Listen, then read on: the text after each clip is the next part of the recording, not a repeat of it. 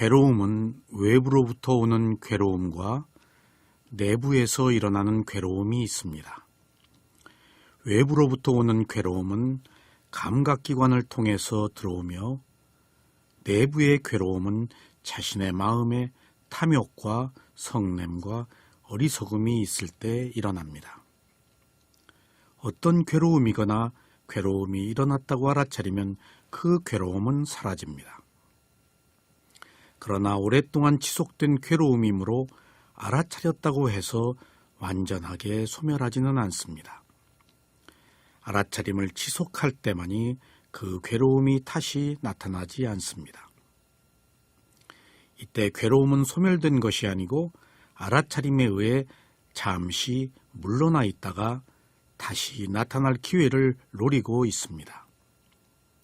그래서 수행자는 알아차리는 것과 함께 언제나 알아차림을 지속해야 합니다. 수행자 여러분, 마음을 알아차리는 행위는 전면의 마음자리에 마음을 두는 것입니다. 이때 마음을 알아차린다고 해서 반드시 마음만 대상으로 삼아서 알아차리는 것이 아닙니다. 전면의 마음을 고정하면 있는 마음은 사라지고 전면을 지켜보는 마음만 있습니다. 이때 지켜보는 마음이 특별한 감정이나 마음의 동요가 없는 한 지켜보는 마음밖에 없습니다. 그래서 이때는 현재 가장 분명한 대상이 전면에서 나타납니다. 그러므로 호흡이나 통증이 강한 대상이 있을 때는 전면의 마음자리에 이 대상들이 나타납니다. 경행을 할 때에도 마음을 전면에 두면 발의 모양을 발이 있는 곳이 아닌 전면에서 알아차릴 수 있습니다. 이 상태는 몸에 있는 대상을 알아차리는 것보다 집중력이 있는 때입니다. 그러므로 호흡이나 몸에서 일어나는 현상을 몸에서도 알아차릴 수 있고 전면의 마음자리에서 알아차릴 수도 있습니다. 이때 호흡을 몸에서 알아차리면 신념처 수행을 하는 것입니다. 그러나 호흡을 전면에서 알아차리면 심념처 수행을 하는 것입니다. 그러므로 마음을 알아차리는 수행을 한다고 해서 반드시 마음만을 대상으로 하는 것이 아닙니다. 마음을 알아차리면 매 순간 일어나고 사라지면서 나타나는 다양한 마음이 있는 것을 알 수 있습니다. 특히 마음을 알아차리면 많은 종류의 불선심이 두드러지게 나타납니다. 그럴 때마다 혼란이 올 수 있습니다.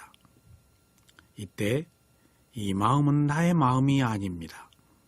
그리고 마음의 종류가 아무리 많다고 해도 수행자는 상관할 것이 없습니다. 어떤 마음이 되었거나 언제나 현재에 있는 마음을 알아차리면 됩니다. 현재에는 항상 하나의 마음밖에 없으므로 마음의 종류가 아무리 많다고 해도 수행자가 괴로울 이유가 없습니다. 수행자 여러분, 만약 여러 가지의 마음으로 인해 괴로움을 겪는다면 이 마음을 나의 마음이라고 생각했기 때문입니다. 그러면 이때 이것은 누구의 마음인가 하고 알아차려야 합니다.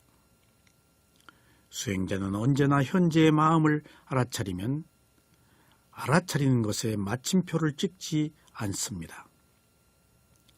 알아차림에 마침표를 찍으면 알아차림을 놓친 것입니다. 그리고 생각에 빠진 것입니다. 현재는 항상 계속되고 있는데 현재의 알아차림을 놓치면 과거가 되어서 대상이 관념이 되어버립니다. 그러므로 항상 현재로 오기 위해서는 먼저 몸을 알아차려야 합니다. 그러나 몸을 알아차리는 것을 놓쳤을 때는 지금 내 마음이 대상을 놓쳤네 하고 놓친 그 마음을 다시 알아차리면 즉시 현재로 돌아옵니다. 마음을 대상으로 알아차리면 궁극의 진리인 무상, 무아라는 법을 알기가 쉽습니다. 결국 아는 것이 마음이고 그 마음이 빠르게 일어나고 사라지는 것을 알아차릴 수 있어야 비로소 무상을 압니다. 이렇게 무상함으로 인해 오는 정신적 방황을 통해서 괴로움의 실제를 알 수 있습니다. 그리고 이 괴로움을 해결하기 위해 노력을 해도 해결되지 않는 것을 알아야 비로소 무아를 알 수 있습니다. 마음을 알아차리면 그것이 단지 태상이지 나의 마음이 아니라는 것을 아는 지혜가 나서 최종적으로 무아를 아는 지혜가 성숙합니다. 이때 마음은 느낌과 함께 있습니다. 그래서 느낌과 마음을 알아차리면 진리의 법을 볼 수 있는 기회가 가까이 온 것입니다. 수행자 여러분, 마음을 알아차릴 수 없다고 안타까워하지 마십시오. 지금 이 순간에 마음을 알아차리려고 한 그 마음이 있는 것을 아는 것이 마음을 알아차리는 것입니다. 지금 알아차리지 못해서 안타까워하는 마음이 있는 것을 아는 것이 바로 마음을 알아차리는 것입니다. 그러므로 수행자는 마음을 다른 곳에서 찾지 마십시오. 마음은 특별한 것이 아니고 항상 지금 여기에서 현재를 알고 있는 것입니다. 이때는 현재를 대상으로 알아차려야 합니다. 마음은 항상 현재에 일하고 있으며 대상을 알고 있는 것이 바로 마음입니다. 그러므로 지금 이 순간을 아는 것이 마음을 알아차리는 것입니다. 만약 마음을 알아차리기가 어려우면 가만히 현재를 지켜보십시오. 이때 아무것도 하려고 하지 마시고 오직 현재의 마음을 고정하십시오. 얼마간 이렇게 지켜보다가 현재 무엇이 현재를 지켜보고 있는지 알아차려 보십시오. 그러면 현재를 지켜보고 있는 것이 마음이라고 알게 될 것입니다. 이때 현재를 지켜보는 마음을 알아차리는 것입니다. 마음을 알아차리는 수행은 알아차림과 집중의 힘이 있으면 자연스럽게 알 수 있습니다. 알아차린 힘과 집중의 힘을 배양하는 것이 바로 노력입니다.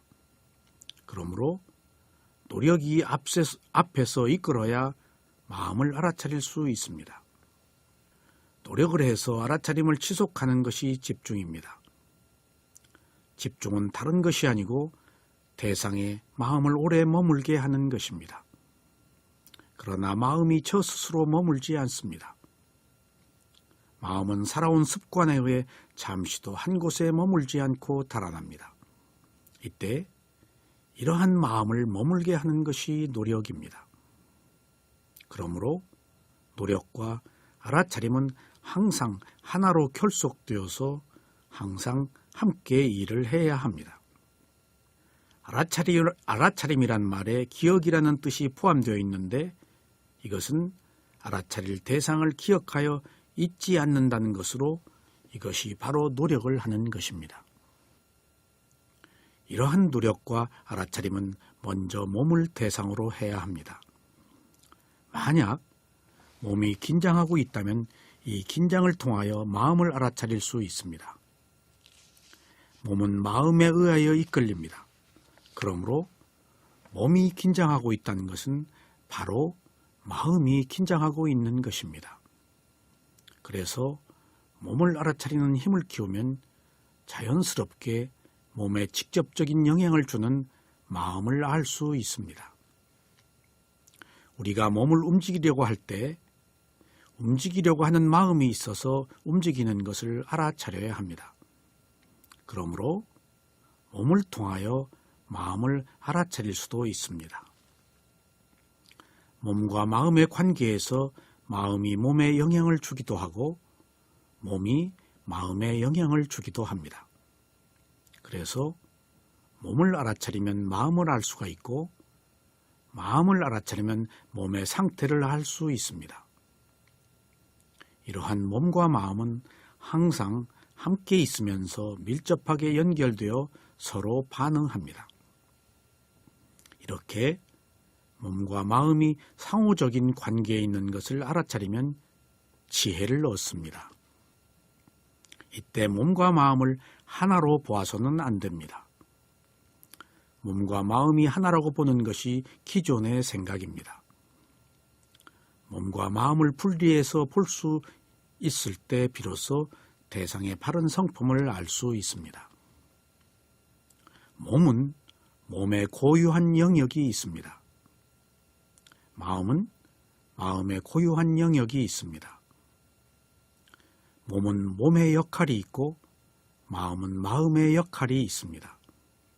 그러므로 언제든지 물질적 영역에서 물질적 현상이 있는 것과 정신적 영역에서 정신적 현상이 있는 것을 알아야 합니다.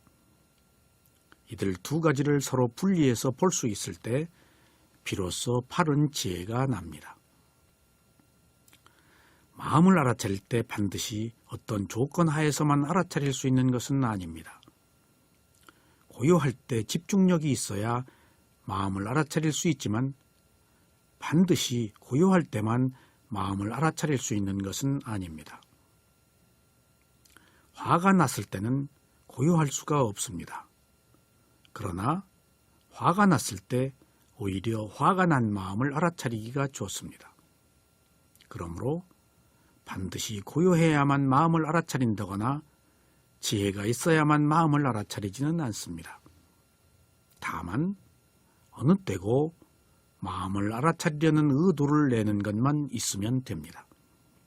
그리고 대상이 분명할 때 대상에 반응한 마음을 알아차릴 수 있습니다. 수행자 여러분, 고요할 때는 고요한 마음을 알아차릴 수 있습니다. 흥분했을 때는 흥분한 마음을 알아차릴 수 있습니다. 마음은 항상 있는 것이고 그래서 그 마음은 언제나 알아차릴 수 있습니다. 그러나 일반적으로 고요할 때보다 화가 났을 때, 미움이 일어났을 때, 괴로울 때, 부끄러울 때, 후회할 때, 이런 때는 강력한 마음이 일어났을 때 알아차리기가 좋습니다. 강력한 대상이 일어나면 즉시 마음이 반응하기 때문에 오히려 마음을 알아차릴 수 있는 좋은 기회가 온 것입니다. 수행자 여러분, 대상을 알아차릴 때 겨냥이 잘 되지 않을 경우에는 명칭을 사용해도 좋습니다. 호흡의 경우에는 일어남 꺼짐이라고 명칭을 붙여서 알아차리거나 경행을 할 때에는 오른발 왼발이라고 명칭을 붙일 수 있습니다. 하지만 수행에 발전이 있을 때는 마음이나 느낌을 알아차리기 위해서는 명칭을 사용해서는 안 됩니다. 마음과 느낌은 미세한 대상입니다. 명칭은 거친 대상이기 때문에 거친 대상으로 인해 미세한 대상이 가려져 버립니다. 그래서 명칭을 붙이면 마음과 느낌을 알아차릴 수가 없습니다. 일반적으로 대상을 알아차릴 때 대상과 알아차림과 아는 마음이라는 세 가지 조건이 성숙되어야 알 수 있다고 말씀드렸는데 명칭을 사용할 경우에는 대상과 명칭과 알아차림과 아는 마음이라는 네 가지 조건이 갖추어져야 합니다.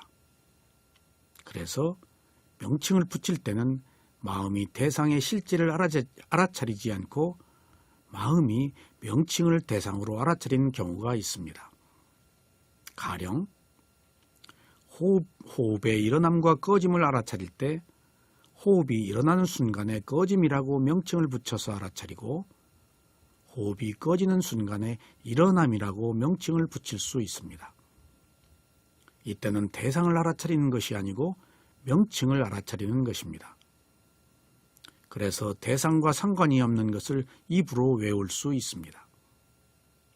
마찬가지로 오른발을 들어 올릴 때도 왼발이라고 명칭을 붙이거나 왼발을 들어 올릴 때도 오른발이라고 명칭을 붙일 수 있습니다. 그러므로 실제하는 현상을 대상으로 하지 않고 명칭을 대상으로 하면 이것은 위파사나 수행을 하는 것이 아닙니다. 이렇게 수행을 하면 집중력이 생기지만 실제를 보지 않아서 지혜가 생기지 않습니다. 명칭은 거칠기 때문에 대상을 붙잡는 장점도 있습니다. 하지만 오히려 명칭 자체가 대상의 성품을 가로막을 수 있습니다. 수행자들이 연부를 외울 때 아무 뜻도 모르고 외우면 근본 집중에 효과가 있습니다. 그러나 이때는 실제하는 마음이나 느낌을 알 수 없습니다. 근본 집중은 대상과 하나가 되는 집중이라서 법을 보지 못합니다. 그러므로 명칭 없이 느낌으로 알아차리면 찰나 집중을 해서 비로소 법의 성품을 알 수 있습니다. 이처럼 명칭이 대상을 겨냥하는 효과를 얻었다고 해서 계속해서 이러한 효과를 기대해서는 안 됩니다. 알아차린 결과로 수행의 효과를 얻어야지 명칭의 효과로 수행의 결과를 얻을 수는 없습니다. 몸을 알아차리는 위파사나 수행을 할 때는 명칭이 크게 장애가 되지 않습니다. 하지만 마음을 알아차리는 수행을 할 때는 이와 같이 명칭이 장애가 될 수 있음을 유념하셔야 하겠습니다.